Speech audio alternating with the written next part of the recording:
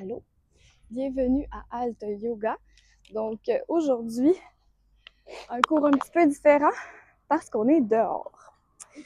Donc l'idée, c'est juste que chez nous, il y a des gens qui sont en train de refaire la toiture et donc ça fait du bruit pas mal. Donc je me suis dit, il fait beau, je vais aller dehors. Fait que je me suis installée une petite couverture de pique-nique, puis j'ai amené avec moi une serviette, c'est ça qu'on va avoir besoin, et un foulard ou une ceinture. Donc j'ai juste mon foulard que j'avais avec moi. Ça va être un cours de style restaurateur, style yin restaurateur, donc quelque chose d'assez doux. Puis on va commencer en se faisant un petit rouleau avec notre serviette. Donc je prends ma serviette comme ça, je la déplie, disons que je la plie comme ça dans ce sens-là, puis une autre fois. Non, tiens, juste comme ça. Je vais me faire un rouleau à partir de ça. Un rouleau quand même bien serré, là.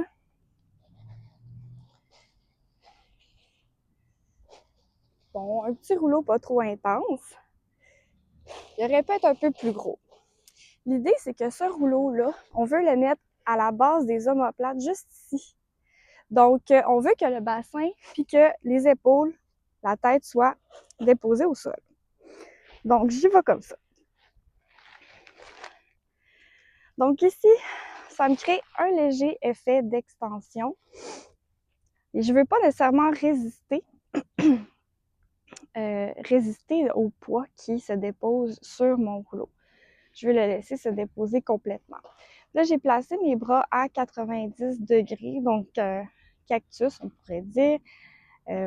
On pourrait avoir les coudes un peu plus hauts que les épaules si c'est possible. Mais si ça, c'est inconfortable, que les bras flottent dans le vide parce qu'il y a des tensions ou quoi que ce soit, on peut laisser les bras de chaque côté ou vraiment les placer où on se sent bien.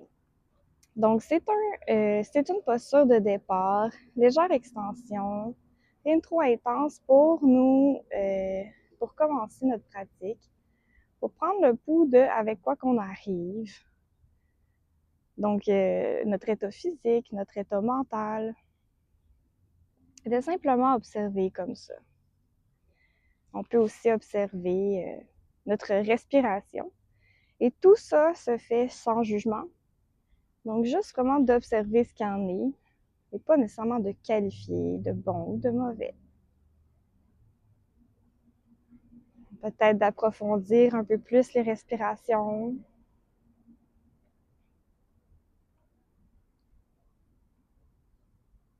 On va être encore là, quelques respirations. Donc, de se laisser complètement déposer sur le rouleau pour le temps qui reste. Les jambes sont relaxes, la nuque est longue.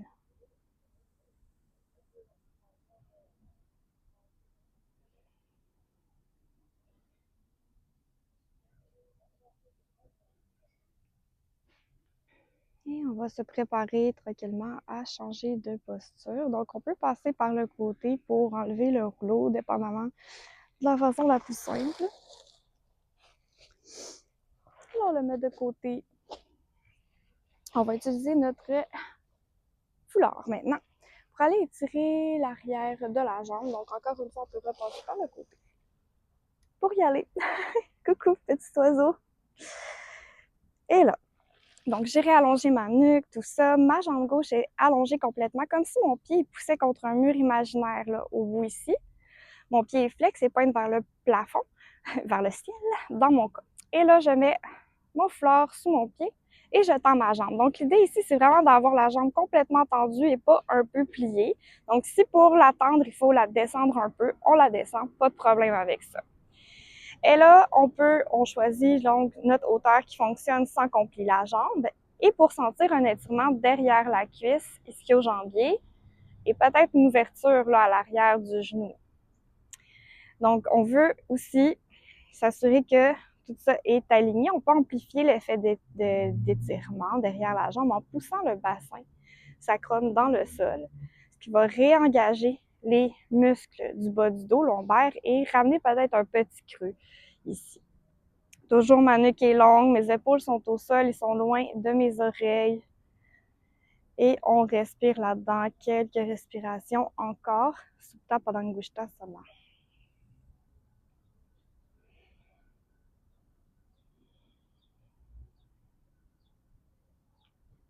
On observe les sensations derrière la cuisse.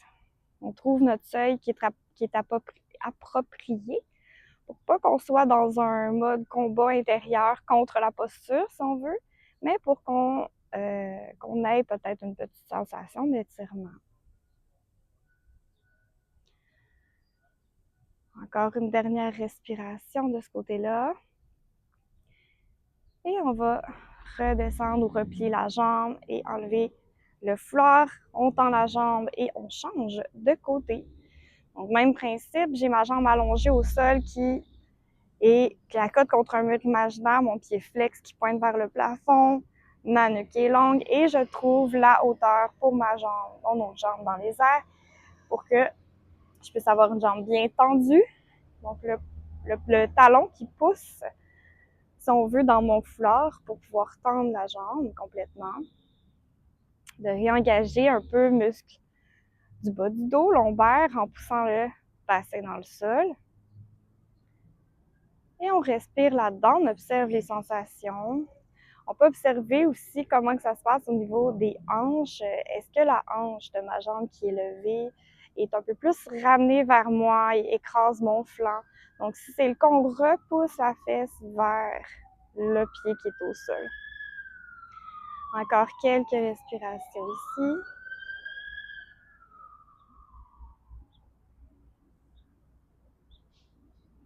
Et à l'expiration, on replie.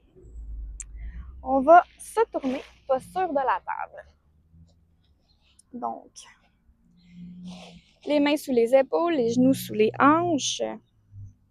Largeur des épaules, largeur des hanches. Et on va faire mobilité de la colonne vertébrale en faisant l'étirement du Chamarjariyasana. Donc, à l'expire, rentre le bassin vers l'intérieur, courbe la colonne vers le plafond, pousse dans les mains, éloigne les omoplates. Menton vers le sternum. Et là, à l'inspire, on sort les fesses, courbe la colonne vers le plancher, ouvre la cage thoracique et monte le menton sans casser la nuque. À l'expire, on courbe dos. À l'inspire, on creuse. Donc, vas-y comme ça à ton rythme, faisant quelques-uns. Suis ta respiration.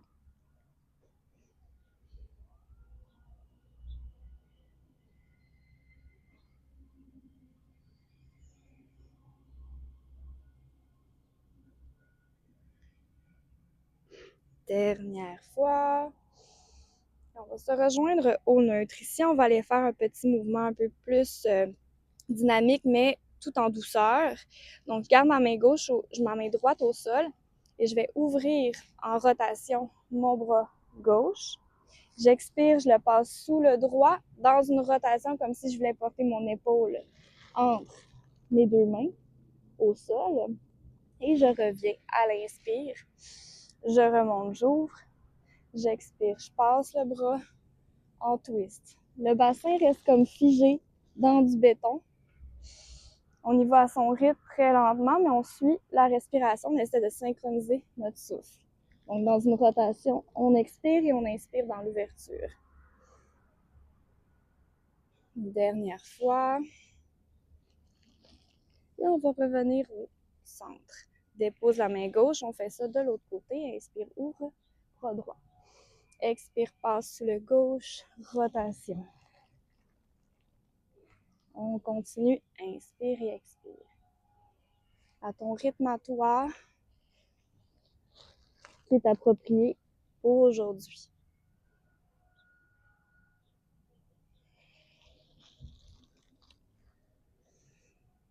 Une dernière fois.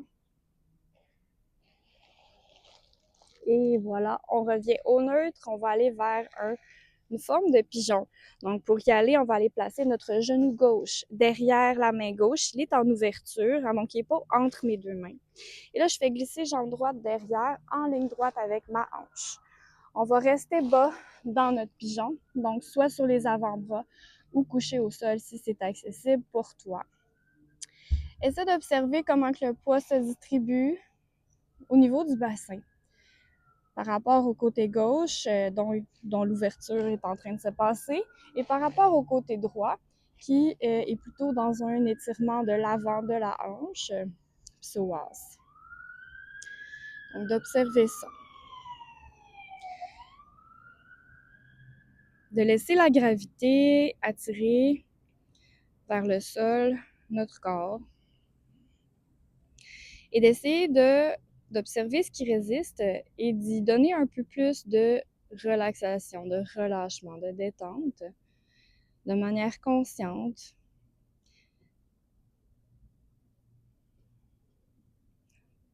En s'aidant des expirations.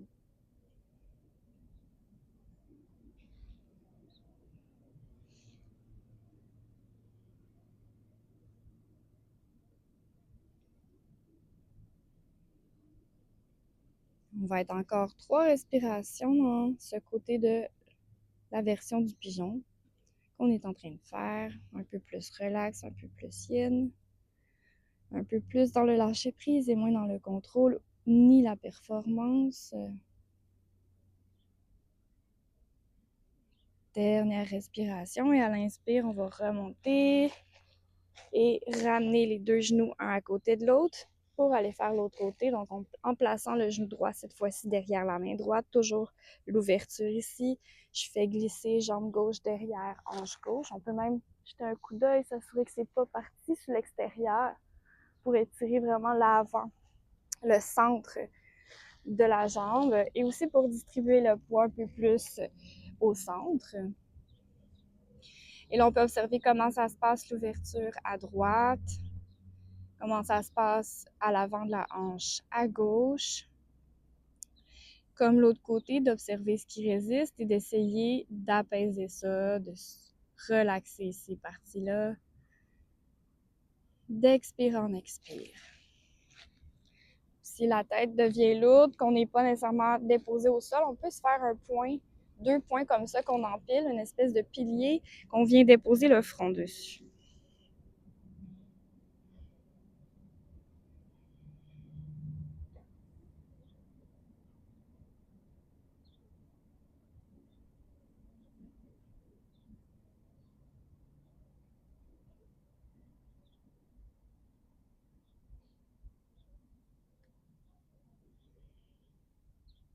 Encore quelques respirations.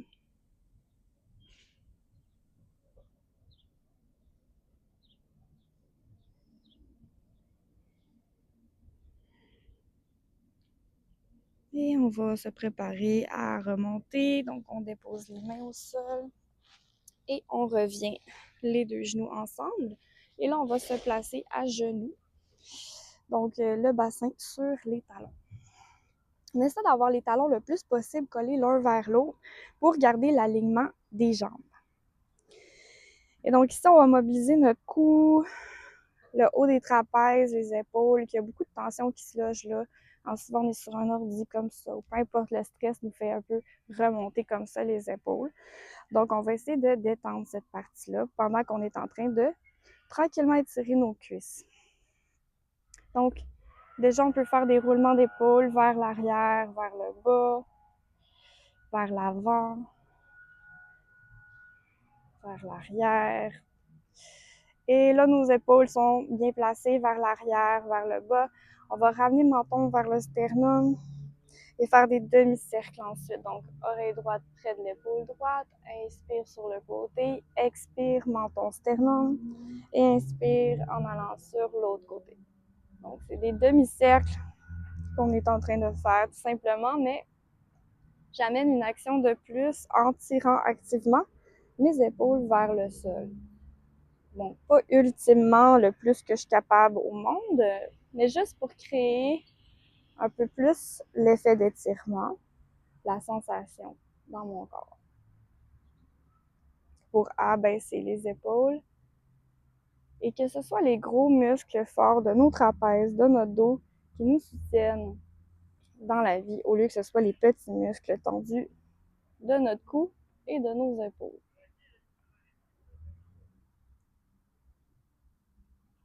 Et donc, on expire au centre et on ramène la tête dans le prolongement de la colonne vertébrale. Donc ici, on va s'en aller faire un sphinx slash phoque. Donc, c'est un peu comme un cobra. On va s'allonger sur le ventre. Les jambes sont relaxes ici, pas besoin d'engager vraiment, mais on veut nécessairement pas qu'il y ait de douleur ou de pincement dans le bas du dos. Donc, on trouve la hauteur et la façon d'engager ou pas qui permet d'être assez confortable dans cette posture. Donc, mes coudes sont sous mes épaules pour être un peu plus ouverts. Je me laisse pas non plus tomber nécessairement dans mes épaules, donc je pousse un peu mes coudes dans le sol.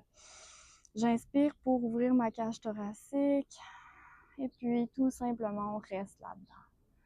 On est quand même plusieurs respirations dans cette posture. On aurait pu ou j'aurais pu prendre le petit rouleau qu'on avait fait tout à l'heure et me le déposer sur les côtes, les basses côtes ici, là. Donc ça me fait un petit appui, un petit support de plus. Et donc on est dans cette posture-là. On peut fermer les yeux, observer les sensations. Autant observer l'extension qu'on est en train de créer dans notre dos, mais aussi le point de pression. Les points de pression au niveau des jambes et du bas-ventre, au niveau des coudes. Donc, c'est plusieurs choses qu'on peut observer.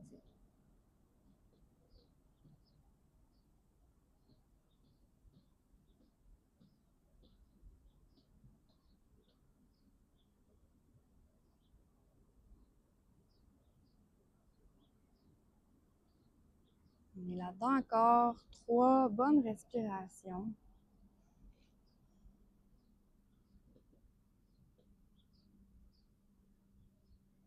Et tranquillement, on va pouvoir pousser dans nos mains et revenir. On peut passer sur le côté. Et revenir vers la posture assise. On va faire une chenille ici. Donc, la chenille, j'ai mes pieds comme ça et je viens coller mon bas-ventre à mes cuisses. Je pourrais enrober en dessous. Et là, je fais glisser mes jambes vers l'avant. Et là, un jour, ça va être mon seuil approprié, c'est-à-dire que soit mon corps va vouloir se décoller, donc on reste juste avant, ou s'il continue d'être collé, on va finir par sentir une sensation d'étirement peut-être derrière les jambes. Et donc, moi, j'ai la disponibilité de pas mal me plier en deux, mais en général, donc ça ressemble à ça ou ça. On peut même s'accoter les bras, le front sur les bras. Donc, l'idée d'une petite boule, un petit cocon de personne. Donc, une forme de flexion avant plus douce qui est plus dans l'introspection, dans être à l'intérieur de soi-même. Peut-être entrer en contact avec soi-même.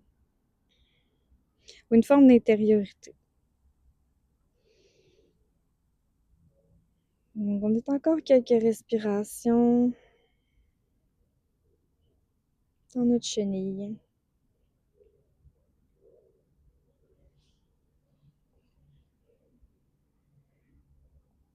On peut observer comment que ça se passe aussi au niveau du bas du dos quand on fait ça. Même le contact cuisse-ventre, on peut observer aussi.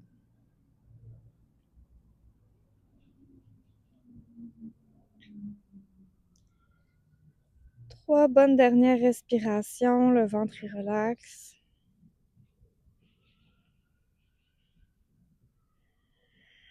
Et dans une inspiration, tranquillement de remonter, de revenir.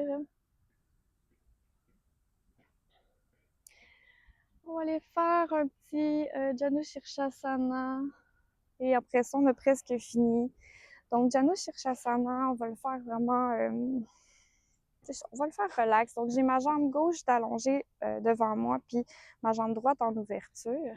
Et là, je pourrais reprendre justement mon foulard. Donc, l'idée ici, premièrement, c'est d'avoir le dos le plus long possible. Ça, on est comme rondi ici.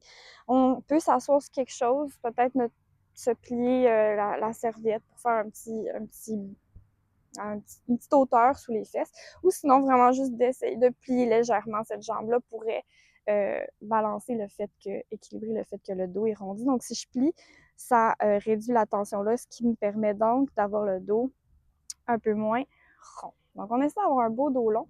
Et là, on vient placer la la sangle, notre foulard dans ce cas-ci, sous le pied. Et là, on va aller vers la flexion avant. Donc, toujours ce contact bas-ventre, ventre-cuisse. Et là, peut-être de retendre légèrement la jambe. C'est possible. Si la jambe peut être complètement tendue, on y va comme ça. Donc, selon notre disponibilité, on adapte. Vous trouvez son seuil, c'est important. On ne veut pas être en combat. On n'est pas dans la performance en ce moment. C'est du yin. L'intention n'est pas la même. On veut se détendre en bougeant notre corps de manière gentille, douce, attentionnée. Donc, encore 2 respirations. Et ensuite, on va pouvoir changer de côté. Donc, j'allonge ma jambe droite, j'ouvre à gauche. De la même façon, je trouve mon adaptation en pliant ou en allongeant pour m'assurer que mon dos est long. Je passe mon foulard, ma sangle sous le pied et flexion avant de l'autre côté, même principe. Ici, le ventre est détendu, les épaules sont basses, on relaxe. Et on respire dans la sensation qu'on ressent peut-être derrière la jambe. Quand même une forme d'ouverture de l'autre côté.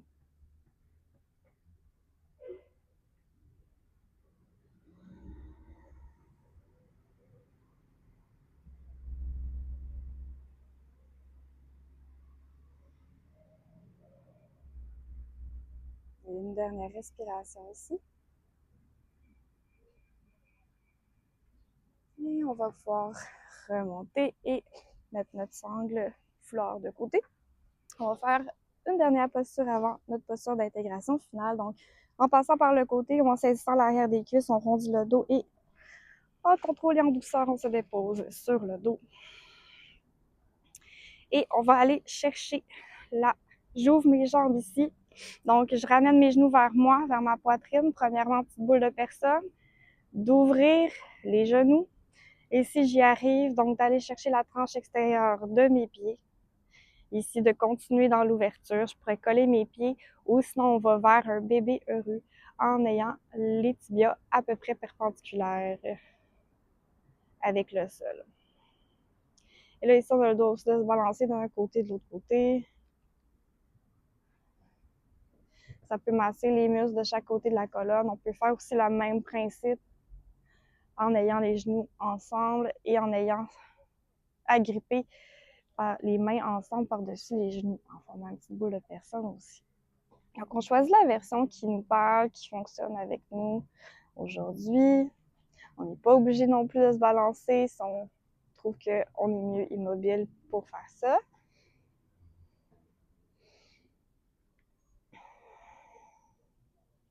Et ensuite, on allonge les pieds, les jambes, les mains. S'il fait frisquet, on prend le temps de se remettre des bas. Parce que se détendre en ayant froid, c'est pas mal un défi. Donc, c'est pas super possible de se détendre complètement si on a froid. Donc, je prends le temps de me couvrir un petit peu. Je vais même me faire un petit oreiller à mettre derrière ma tête.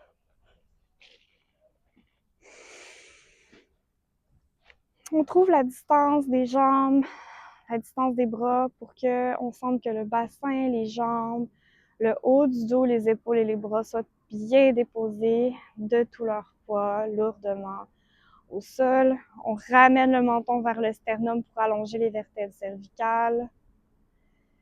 Et ensuite, on relaxe complètement. On peut se faire un petit scan ensemble. Ensuite, je te laisse dans le silence quelques temps. Donc, observe la jambe droite pour commencer, du pied jusqu'à la hanche. Observe le poids, le contact avec le sol et détends complètement la jambe droite. La jambe gauche, du pied jusqu'à la hanche, le contact avec le sol, son poids. Et on la relâche complètement. Le bassin déposé lourdement au sol. Le bas du dos est relax, le ventre est détendu. La poitrine, laisse la respiration naturellement prendre sa place. Le haut du dos est déposé lourdement et confortablement au sol. Le bras droit de l'épaule jusqu'à la main, complètement détendu. Le bras gauche de l'épaule jusqu'à la main, déposé lourdement. L'avant et l'arrière du cou qui relâchent et laisse la tête se déposer dans toute sa lourdeur. Et finalement, les muscles du visage, le front, les yeux, la mâchoire. Tout le corps est complètement détendu.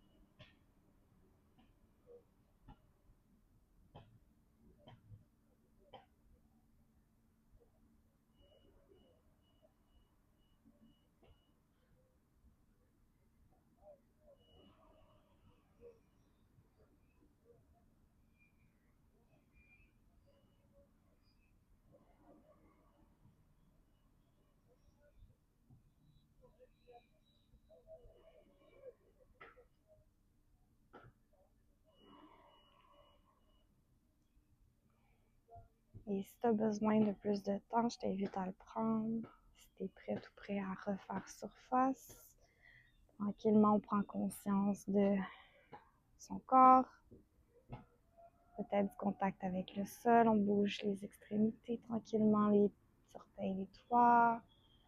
On tourne la tête doucement, de gauche à droite. On ramène tout au centre. Les genoux pliés et on se tourne sur le côté droit si c'est accessible. On peut mettre un bras sous la tête. Quelques temps sur le côté, dans la position transition entre être couché et être assis.